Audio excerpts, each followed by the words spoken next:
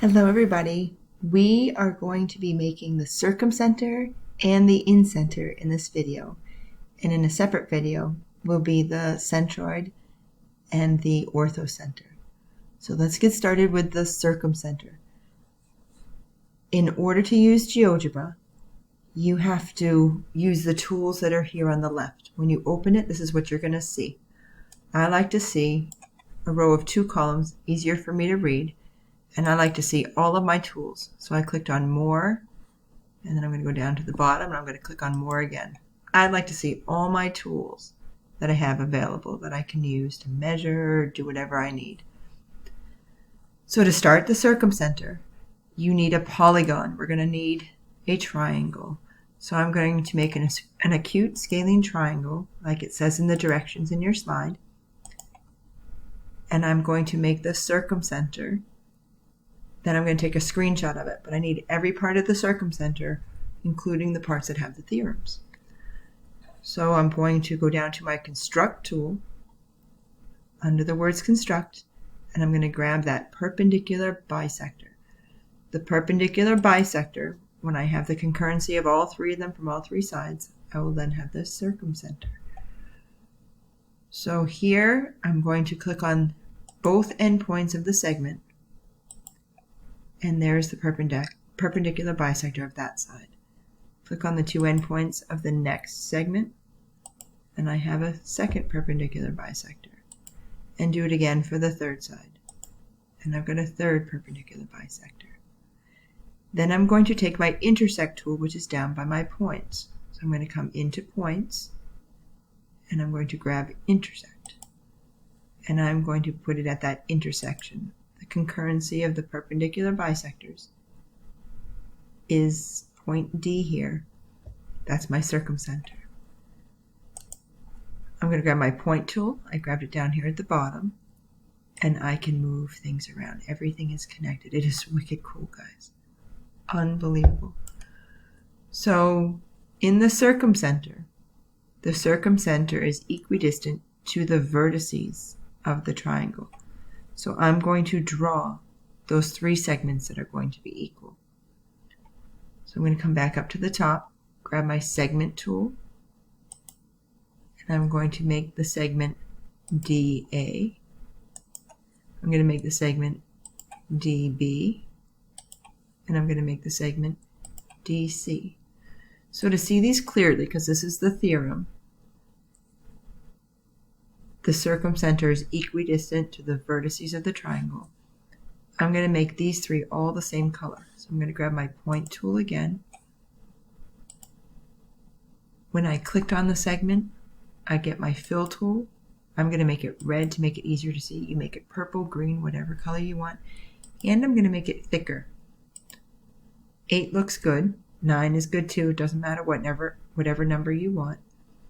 And then I'm going to click on all those segments. I'm going to click on the segment, fill it. I'm going to fill it red, and I'm going to make it thicker by using that line tool. There I am at 8. And I'm going to do it again for a 3rd segment. Oops, that's the whole triangle. I want just the segment. I'm going to make it red, and I'm going to make it thicker, up at 8. Perfect.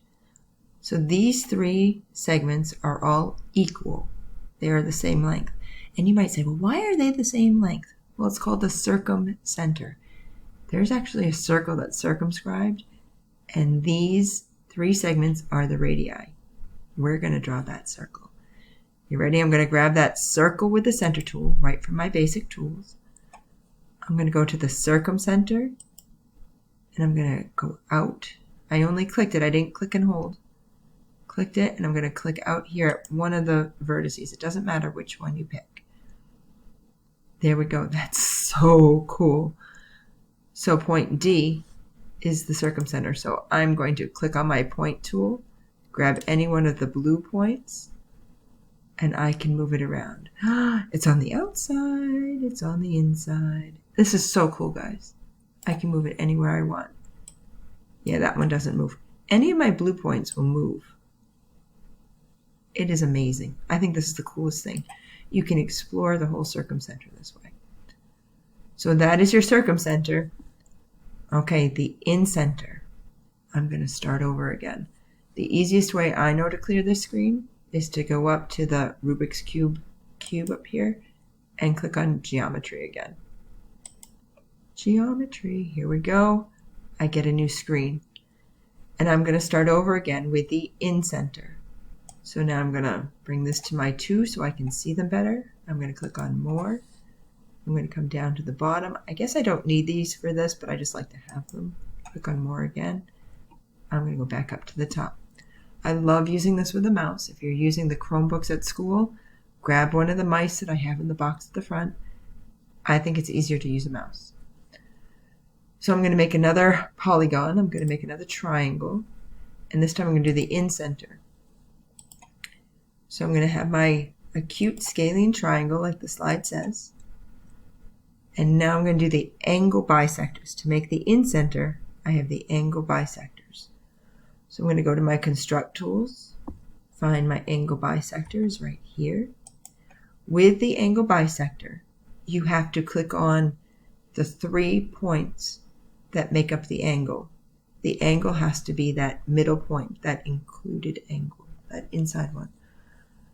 So I'm going to click on B, A, C to get the angle bisector through angle A. To get it through angle C, I'm going to do B, C is the middle, and then A. And then to get angle B, I'm going to do point A, B is the angle, the middle one, and C. I'm going to grab that the intersect tool so I can do my Incenter. Intersect is down by points. Here's my intersect tool. And I'm going to put it right there in the middle, point D. And now I grab my pointer tool and I can manipulate this thing around. My acute scalene triangle, I can do whatever I want.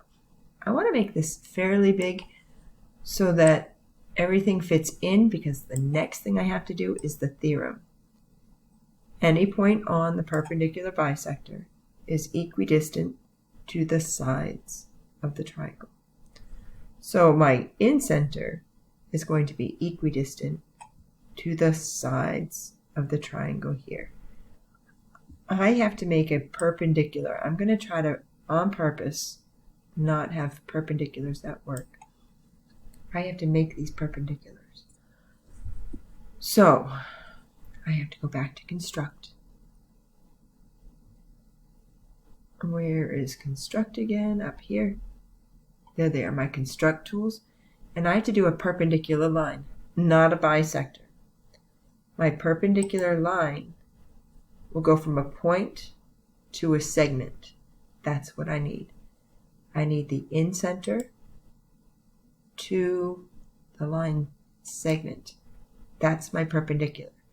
I'm going to quickly get my intersect tool because I know that this one is the perpendicular. And I'm going to get my intersect tool and put in that intersection. Amazing. I think I can right click. Yeah, there's a way to hide those lines. I'm not sure how to hide the lines right now. There is a way to hide the perpendicular but I'm not sure where it is. But I know that point E will be at the perpendicular there. Fix up, no. I'll have to learn the hide tool later. So then I'm going to go back up to the perpendicular again. Here's my perpendicular line. And I'm going to do it again for my second side. The Incenter to the side. Got that perpendicular. I'm going to grab my intersect tool again. Intersect. That'll be here. Bam. And then my third side, I'm going to grab my perpendicular again and go from the Incenter perpendicular to the side. Why do I need them perpendicular? Grab my intersect and put it here. That is how you measure distance. You measure distance perpendicular to the object. Otherwise, we'd have all crazy distances. So here I have point E, F, and G. So my segment DE, DF, and DG should all be equal. I don't want to make the whole line DG equal a specific color. So I'm going to put my segment over it so I can find those segments. So here's my segment tool, and I'm going to go from D to E. I'm going to go from D to F, and I'm going to go from D to G. Now I can color them red because those will be equal. So I'm going to grab my point tool, color them red, get them red, and then I'm going to get them thick. I grabbed 9 this time. Perfect. Grab my other segment, DF, make it red, and make it thicker. And my last segment, DG, make it red, and make it thick. Make it whatever color you want. You guys can be creative. So these 3 red segments are all equal. And I know you guys are all asking, why are they all equal? Well, this is the cool part.